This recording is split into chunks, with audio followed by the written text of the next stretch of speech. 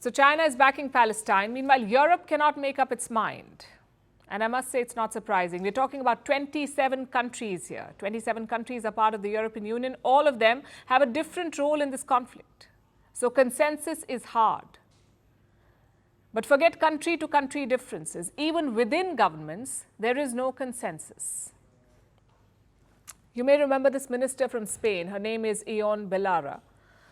She's a staunch critic of Israel. The Israeli government asked Spain to rein her in, but Madrid is doing the very opposite. The minister is now doubling down. Listen to her latest comments. Suspend diplomatic relations with Israel, apply economic sanctions against Netanyahu and the entire political leadership. Also carry out an arms embargo and, of course, bring Netanyahu before the International Criminal Court, where he can be tried for what he is, a war criminal. She wants Netanyahu to be sanctioned, to be dragged to the International Criminal Court, and she is not alone. Israel's actions have divided European governments, not just in the EU, but even outside. In Britain, a lawmaker of the ruling party has been fired from his job. His name is Paul Bristow. He was working as a ministerial aide, but last week he wrote a letter to Prime Minister Rishi Sunak, and in that letter, he called for a ceasefire in Gaza. Days later, he got fired. Same with the Labour MP, Andy MacDonald.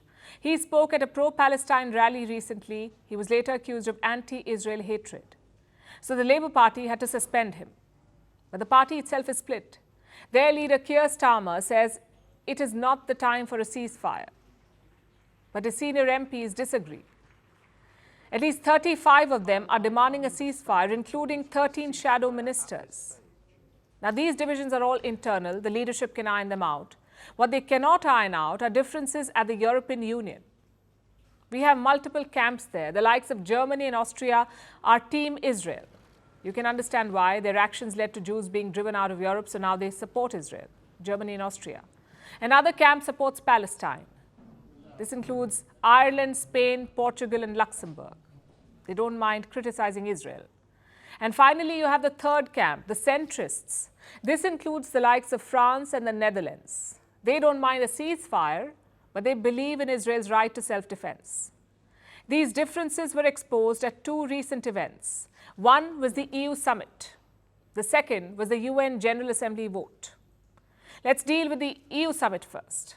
Germany was completely opposed to the word ceasefire, so the EU leaders debated the next best thing, a humanitarian pause. But even then, one issue remained.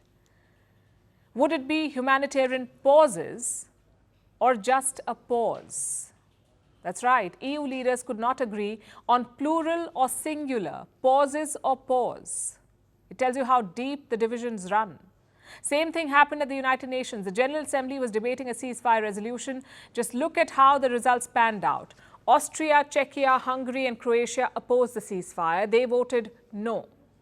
Germany, Poland, Italy and the Netherlands abstained. France, Portugal and Spain agreed to it. They wanted a ceasefire. Now try making sense of this. Every major European power has a different position.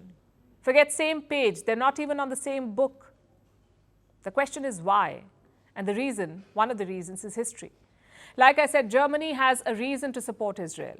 Likewise, Ireland has a reason to support Palestine. Their leaders often talk about shared struggles. But beyond history, there are contemporary reasons as well. We can think of four of them. Number one, the domestic support for Palestine. We've seen major protests across European capitals in London, Berlin, Madrid, Rome. And these protests influence leaders. After all, they have elections to win. Reason number two, overburden. There's already a war happening in Europe, the one between Ukraine and Russia. So all their focus is on supporting and funding Kiev. There is little appetite for another one. Reason number three, fears of radicalism. European countries are on alert. Most of them fear lone wolf attacks by radical Islamists. Similarly, anti-Semitism is on the rise. France has reported dozens of incidents. Germany has seen a 240% rise in anti-Semitism since the 7th of October. It's 300% in Austria. And in Britain, cases have risen 13 times. If this war escalates, things could get worse. And finally, reason number four, a wider war could hurt their economies. and oil is a major reason for that. Europe imports very little energy from Russia now, so their exposure to West Asia is much more. They buy around 1.4 million barrels of crude per day. 1.4 million every day. That's 600,000 more than before the Ukraine war. So a spillover will hurt Europe. It will hurt their energy supply, and right now they cannot afford that. Experts are warning of a European recession this year. The GDP of 20 EU countries fell by 0.1% this quarter, meaning their economies contracted. And if that happens again, it will be a technical recession. 2 straight contractions mean a recession.